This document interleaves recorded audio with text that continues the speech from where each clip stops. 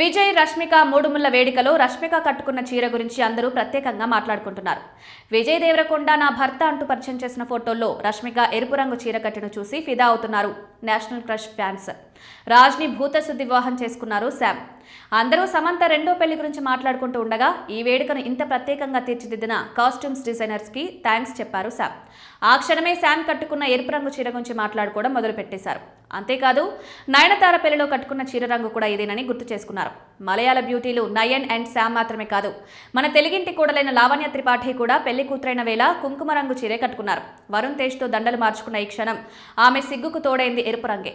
మన వాళ్లే కాదు, నార్త్ హీరోయిన్లు కూడా లాల్ రంగ్ కా ప్రేమ్ని ఎప్పటికప్పుడు చాటుకుంటూనే ఉన్నారు. విక్కీ కౌశల్ని పెళ్లి చేసుకున్నప్పుడు వధువుగా కత్రినా మెరిసింది కూడా ఎరుపు రంగు చీరలోనే.